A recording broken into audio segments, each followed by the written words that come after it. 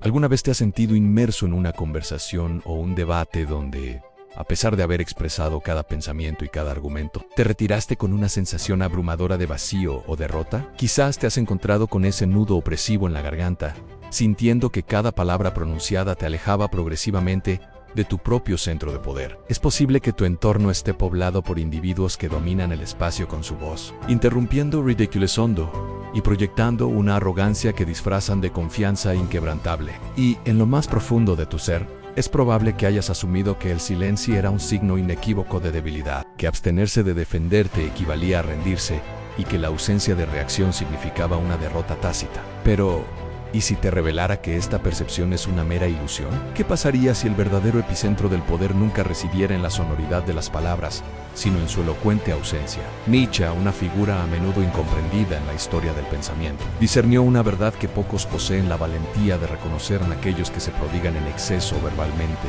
En realidad, revelan demasiado. Quienes sienten la imperiosa necesidad de persuadir a otros, ya se encuentran en una posición de desventaja inherente. El paradigma social nos ha inculcado la creencia de que debemos combatir incansablemente, justificarnos sin cesar y defender nuestras convicciones como si cada intercambio dialéctico fuera una confrontación por la verdad absoluta. Sin embargo, la perspectiva de Nietzsche sugiere una vía radicalmente diferente, un sendero más sutil, potencialmente más impactante e infinitamente más astuto. Él concebía el silencio no como una simple carencia de sonido, sino como una presencia abrumadora que posee una fuerza intrínseca. El silencio, según esta visión, es capaz de desorientar al otro, de desestabilizar su postura y de obligarlo a encarar sus propias inseguridades y pretensiones. Este mensaje está dirigido a ti, que te sientes constantemente ignorado, eclipsado, o cuya validez es puesta en duda. Para ti, que concluyes conversaciones con la inquietante sensación de no haber sido realmente escuchado. Y para ti, que estás exhausto de ser percibido como el objetivo fácil, la persona excesivamente amable que se esfuerza por mantener la armonía, mientras otros se aprovechan impunemente de tu serenidad. Tal vez has equiparado tu tendencia al silencio con la sumisión, pero la propuesta es transformadora. El silencio puede ser tu arma más potente, y la victoria genuina no emana de la consecución de un debate, sino de la habilidad de no tener que participar en él en primer lugar. Prepárate para reinterpretar el silencio bajo una luz completamente nueva, no como una falta de respuesta, sino como la respuesta definitiva. Es momento de adentrarnos en las profundidades de las ideas de Nietzsche y descubrir cómo es posible ejercer dominio sobre cualquier circunstancia sin pronunciar una sola palabra. ¿Por qué entonces experimentamos esta compulsión tan profunda de ofrecer una respuesta inmediata? La inclinación surge de un deseo innato de refutar, de corregir, de demostrar nuestra razón. En lo más hondo de nuestra psique, hemos sido condicionados a creer que la verdad es un bastión que debe ser defendido con toda la tenacidad posible, que si optamos por callar, inevitablemente permitimos que otros prevalezcan. Pero Nietzsche percibía esto como una manifestación de nuestra vulnerabilidad, más arraigada en el temor inherente a parecer débil. Y tras este miedo, se oculta la figura del ego, una entidad frágil que no puede tolerar ser cuestionada, que confunde la discrepancia de opiniones con un ataque personal, y que, por lo tanto, convierte cualquier diálogo en un verdadero campo de batalla. Nietzsche sostenía que la mayoría de las personas, cuando se enfrascan en una discusión, no buscan la verdad intrínseca, sino el poder. Reafirman sus convicciones no porque éstas posean una solidez inherente, sino porque si esas creencias vacilan, toda su estructura interna podría colapsar. Bayo Estalas. La argumentación se revela no como un sendero hacia la verdad o la sabiduría compartida, sino como una elaborada armadura defensiva, un clamor angustiado del ego que busca desesperadamente aferrarse al control de la narrativa personal. ¿Y qué significa esta revelación para nuestra interacción cotidiana? Significa que, en el instante en que te sientes presionado a justificarte para validar tu punto de vista, ya has caído en el juego del otro, y en esencia, ya has perdido. La simple necesidad de explicar y defender tu postura demuestra que aún estás cautivo de un anhelo de aceptación, validación y comprensión por parte de los demás. Nietzsche denominó a este patrón la moral de rebaño. Se refiere al comportamiento de aquellos que moldean sus vidas en función de las expectativas ajenas, buscando ser percibidos como buenos o correctos. Sin embargo, esta búsqueda incesante de aprobación es precisamente lo que te mantiene en un estado de debilidad intrínseca. La verdadera fortaleza, desde la perspectiva de Nietzsche, no reside en la capacidad de convencer a otros, sino en la ausencia de esa necesidad. Reside en la habilidad de mantener tu visión y tus principios inalterables. Incluso frente a la burla, la crítica mordaz y el rechazo explícito, se encuentra en la capacidad de ser incomprendido y aún así permanecer firme en tu convicción. Lo que Nietzsche nos propone es una forma de poder que no se cuantifica en victorias verbales efímeras, sino en un dominio interno profundo. Un poder que emerge de la capacidad de conservar la calma y la compostura, mientras todos a tu alrededor pierden el control. Un poder que se acrecienta exponencialmente en el momento en que dejas de reaccionar impulsivamente. Si tu verdadero deseo es ganar en un sentido más profundo, debes asimilar esta verdad en el escenario de la discusión es, en esencia, un teatro. Y quien es el primero en actuar o reaccionar, ya ha concedido su desventaja. ¿Sabías que una mente reactiva es, por definición, una mente subyugada? Por el contrario, la mente observadora es intrínsecamente peligrosa, porque se eleva por encima de la imperiosa necesidad de demostrar algo a nadie. Pero surge la pregunta lógica: si no reaccionamos, ¿cómo podemos ejercer influencia o poder sobre los demás? Si nuestras palabras pueden traicionarnos, ¿cómo podemos hacer que otros perciban nuestra fuerza sin siquiera articular una frase? Nietzsche tenía una respuesta contundente para este enigma y reside en el ideal del Übermensch, el ser superior que trasciende las limitaciones impuestas por la moral común y que ejerce dominio sobre el mundo a través de un autocontrol absoluto. En la siguiente fase de este análisis, exploraremos a fondo esta figura trascendental y desvelaremos cómo encarna el uso estratégico del silencio como un arma de dominio inigualable. ¿Estás preparado para alcanzar este nivel de comprensión? Porque a partir de este punto, el silencio comienza a hablar con una elocuencia sin precedentes.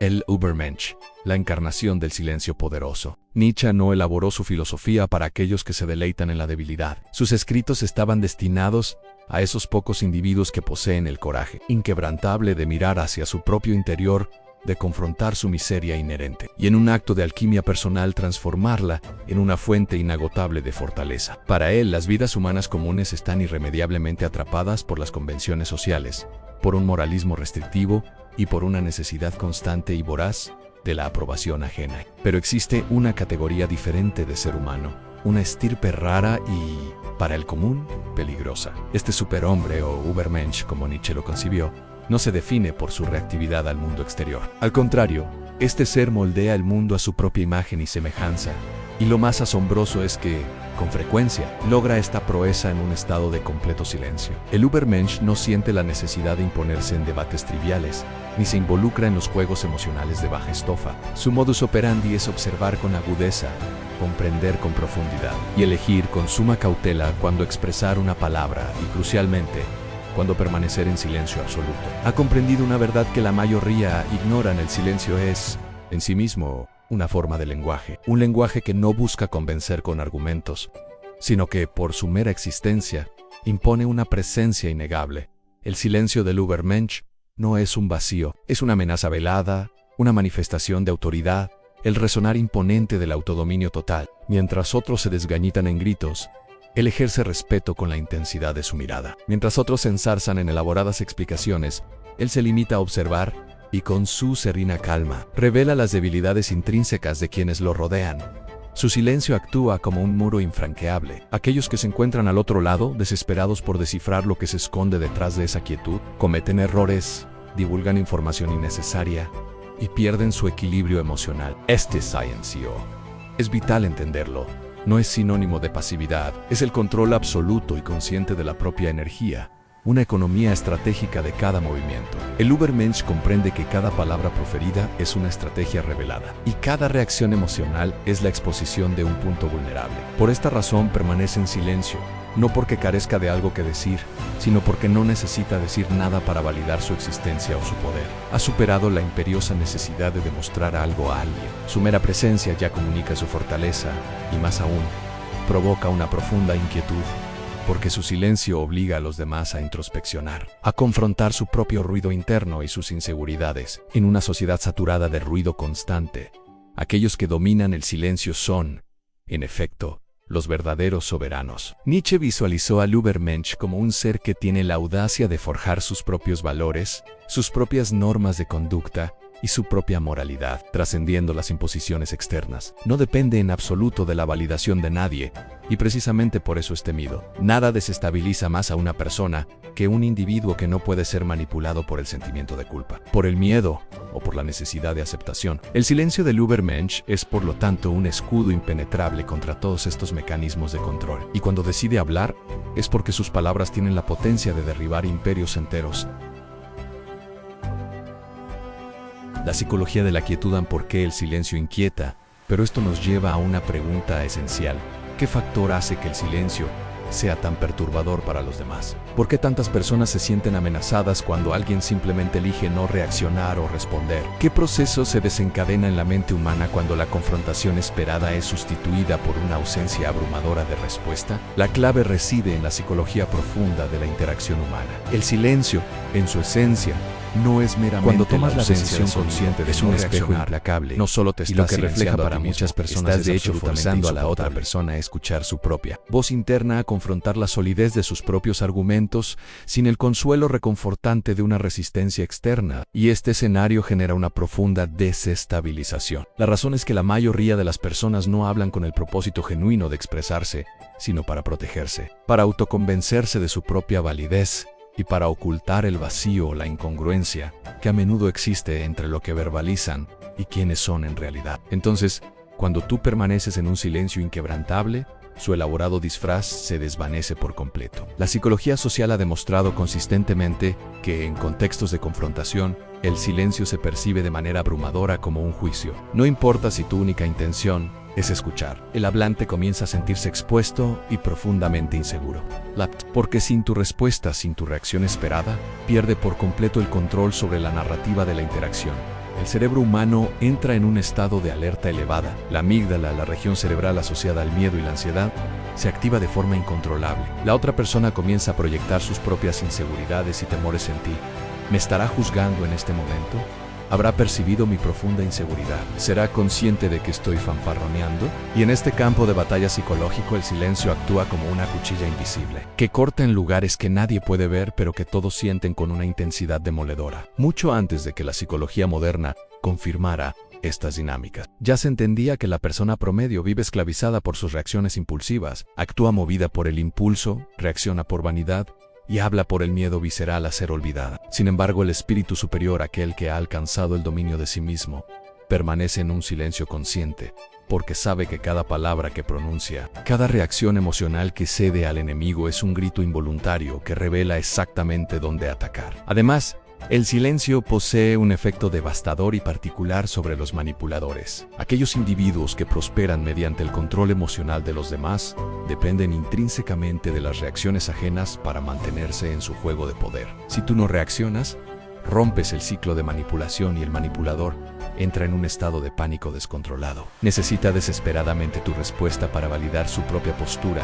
y su narrativa. Sin ella se pierden, se exponen y revelan la debilidad que tan afanosamente han intentado ocultar. Pero existe una capa aún más profunda en el poder del silencio. También es capaz de desencadenar dolores no resueltos y activar traumas profundamente arraigados como el rechazo, el abandono o la humillación. Porque de repente la otra persona se da cuenta de que no es el centro del universo de la interacción, de que sus palabras no son suficientes para cautivar tu atención y de que su presencia no genera el impacto deseado. Y esto, para el ego narcisista, resulta absolutamente intolerable. Por esta razón, cuando eliges callar, no solo te estás defendiendo, estás atacando en el punto más vulnerable del otro, en el núcleo de su ilusión de control y autoimportancia. Es por todo esto que el silencio, en su forma más poderosa, exige una inmensa fortaleza y resulta incómodo no solo para quienes lo enfrentan, sino también para quien lo ejerce.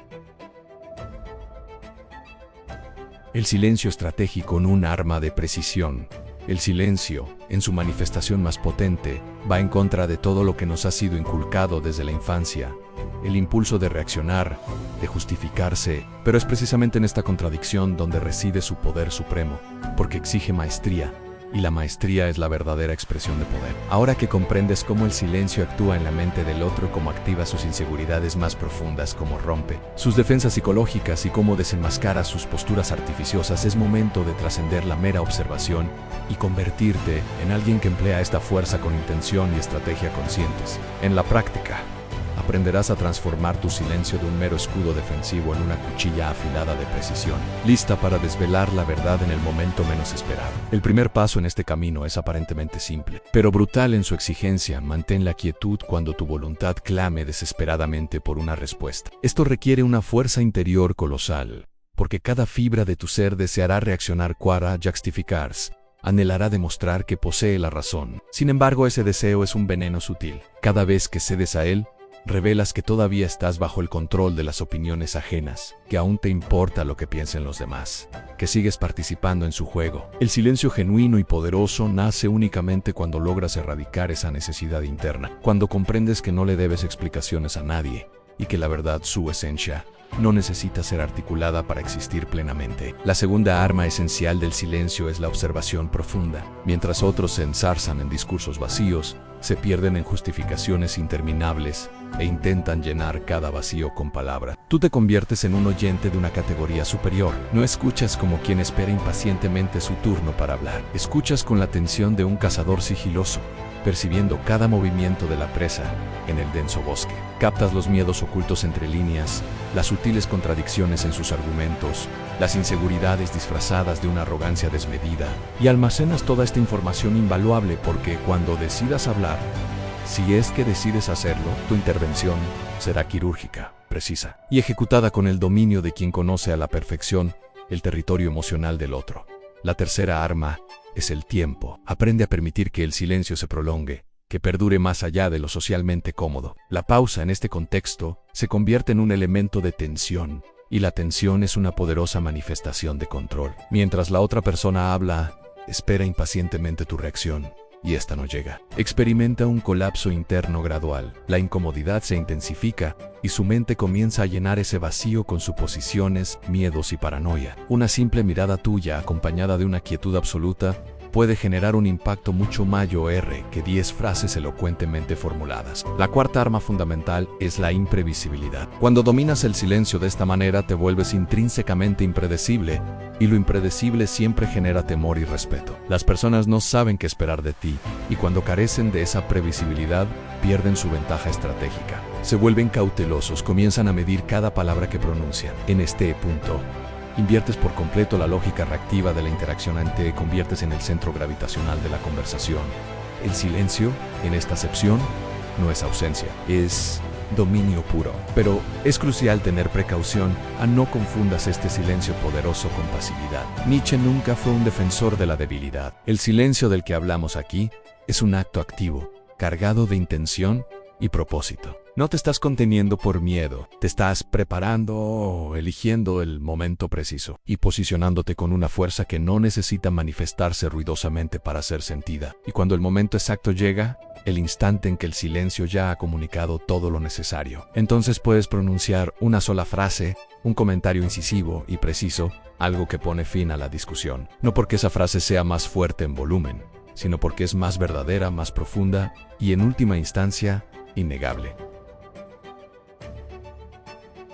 El silencio traicionero a la sumisión disfrazada. Sin embargo, esto nos conduce a un tema aún más delicado, porque hasta este punto hemos explorado cómo utilizar el silencio para obtener una victoria en un sentido estratégico. Pero hay momentos en los que el juego no se trata meramente de ganar, sino de sobrevivir emocionalmente en un entorno hostil. Existen situaciones en las que las personas no solo están debatiendo contigo, sino que te están utilizando, manipulándote y drenando tu energía vital. Y tú, sin siquiera percatarte, estás cediendo tu poder día tras día, siendo dominado sin que se pronuncie una sola palabra explícita de imposición. Y es aquí donde llegamos al punto más sombrío de este viaje filosófico, cuando el silencio ya no es una estrategia calculada, sino un grito silencioso de alguien que ha perdido el control de su propia vida. En esta fase, expondremos esta dolorosa verdad y revelaremos cómo puedes estar siendo manipulado sin siquiera darte cuenta. Porque mientras tú ingenuamente crees que estás evitando conflictos y manteniendo la paz, alguien más podría estar construyendo un imperio sobre el cimiento de tu silencio.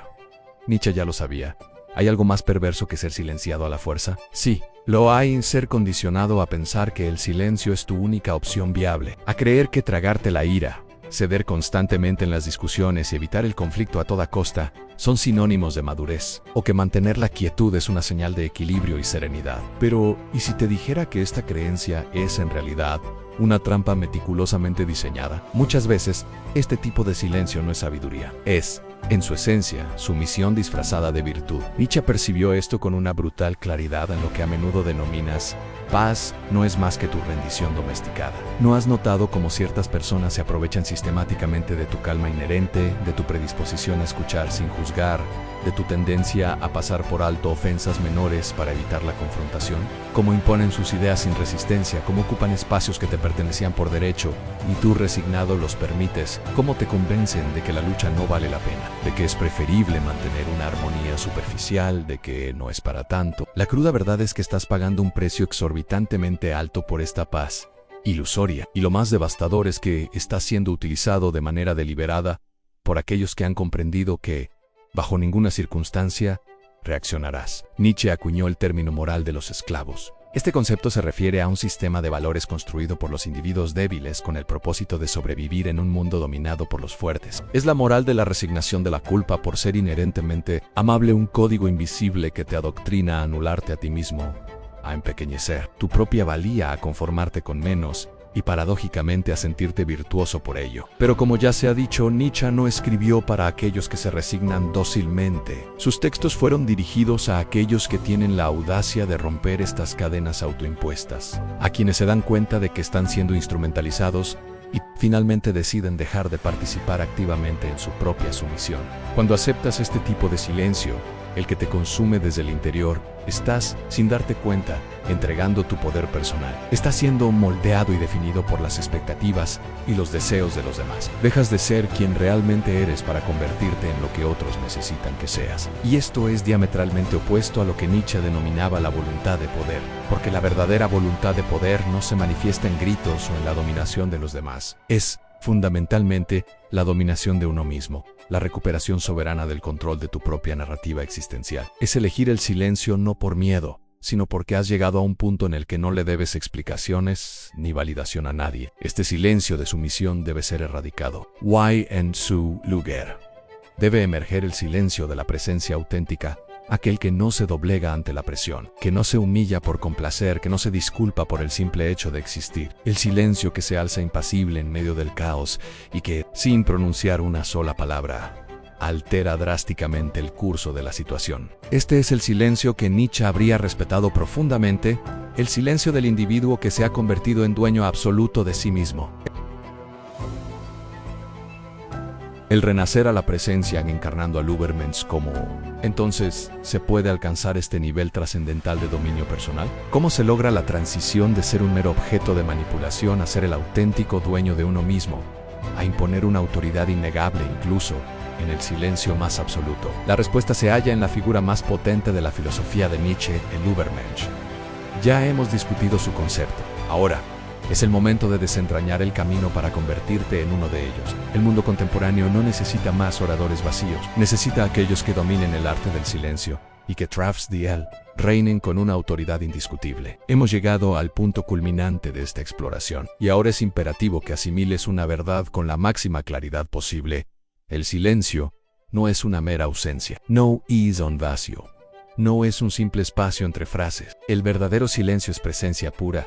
Es dominio absoluto. Es la señal inequívoca de que ya no reaccionas pasivamente ante el mundo que te rodea, sino que por el contrario, lo moldeas activamente con tu mera existencia. Nietzsche jamás escribió para aquellos que se conforman con una supervivencia mediocre y sin aspiraciones. Sus textos fueron diseñados para quienes anhelan trascender sus limitaciones, para aquellos que están dispuestos a arrancarse las máscaras impuestas por la sociedad, por doloroso que este proceso pueda resultar. El silencio del Übermensch no es la quietud del oprimido ni la cobardía del temeroso. Es el silencio imponente del guerrero que ya ha asegurado su victoria incluso antes de que la batalla dé inicio. Es la inquebrantable serenidad de quien ya no necesita demostrar nada a nadie, porque conoce con certeza quién es y, lo que es aún más importante, sabe con precisión lo que merece en la vida. Ahora, te invito a una introspección profunda sobre tu propia vida.